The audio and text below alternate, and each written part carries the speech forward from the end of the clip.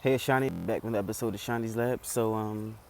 I guess some things in life they just don't want to see, and one of those things are, black people, having positive lives, or showing black people in a positive light in general.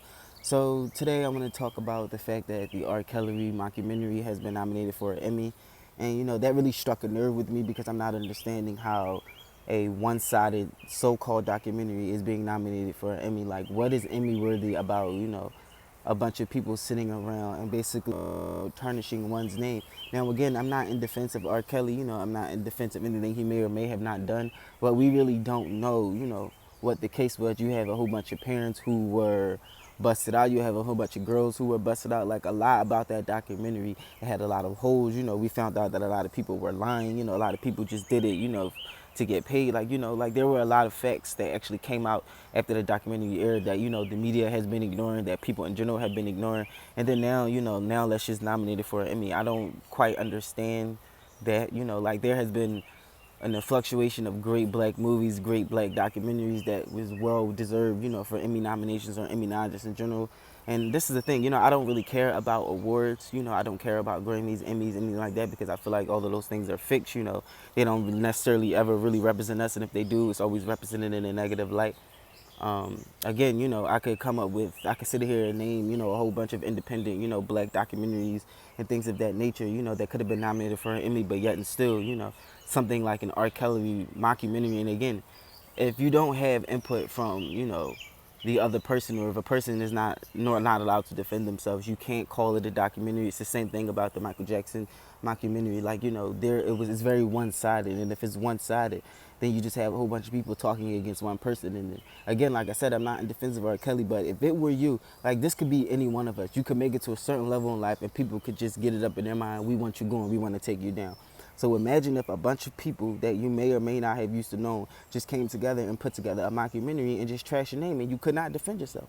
And people believed it, no one gave you the benefit of the doubt, they didn't wait for the trial, Like, again, in R. Kelly's first trial, he was acquitted.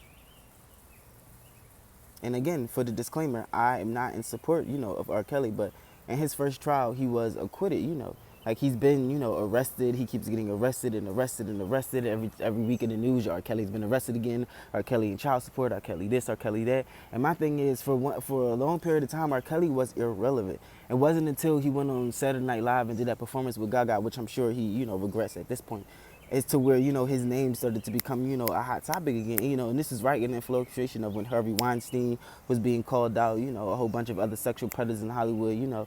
Again, like I said, people ignored the Pizzagate scandal. You have people to this day who will call it a conspiracy theory, but if you go to one of my other videos, I have in my description box, I have the link for, the Pizzagate documentary. Like, people were like, oh, that was just a conspiracy theory. No, it wasn't. That was a full-fledged documentary put together by two independent, filmmakers, and they got together with the parents, and the children. And again, they weren't seeking, money. They weren't writing books. They weren't trying to get deals. They weren't doing press runs. They just wanted to be able to tell their stories and, let people know what happened to them, and also warn other parents and other children about the dangers of, what Hollywood really is. But no. That didn't get nominated for an Emmy. That wasn't talked about. They didn't, put that on television. That wasn't allowed to be seen. Why? Because it was a bunch of white men and a lot of powerful white men who were going to be affected, by the documentary. So again, I'm not, this whole one-sided, make the black man the face of sexual predication is just not working for me. Like, first it was Bill Cosby, like, okay. And then, then just throw out R. Kelly, okay.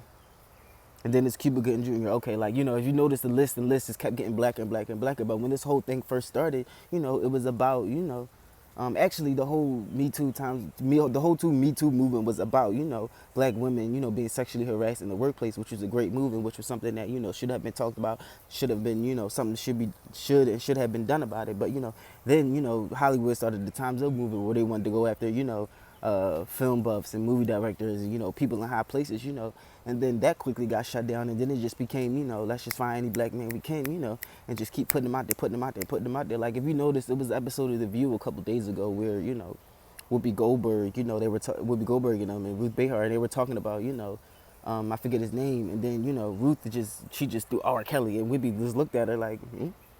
You know why? Like R. Kelly is going through his trials. His name is already being dragged through the mud. Like we're not even talking about him right now. Like if you notice, anytime people bring up any other sexual predator that's not black, they automatically go back to Bill Cosby or R. Kelly. Like they need to keep the face of sexual predication. A black man. And again, like I said, I'm not in defense of R. Kelly, but what I am in defense of is being able to defend yourself, being able to be proven innocent. I mean, being innocent until proven guilty. Like the trial hasn't even going to fruition yet. Like, we had to review all the facts, the evidence, like that has to be done before people can just, sexual predator. Again, how can you nominate a mockumentary on Lifetime for an Emmy? And especially when it's been called out for a bunch of lies. Like, and again, I'm not trying to be one of those people, but where is the Bryan Singer, mockumentary? Where is the Harvey Weinstein mockumentary? Where is the Kevin Spacey's mockumentary? Like, there are a lot of sexual predators out here. We want to, focus on someone who was acquitted from charges over 20-something years ago. Like, you've got to be kidding me, right? When this thing first started, it was, oh, R. Kelly is holding women hostage. And then we found out that wasn't true. Then it was, oh, he's having sex with underage girls. I have yet to see evidence of that, And then, even again, a lot of these people have been busted out. Like, I don't even want to get too much deep into this. Like, if you review the facts and evidence for yourself, then you know what I'm talking about. But why are they nominating it for an Emmy? Like, that's just a real big question mark. A real big question mark.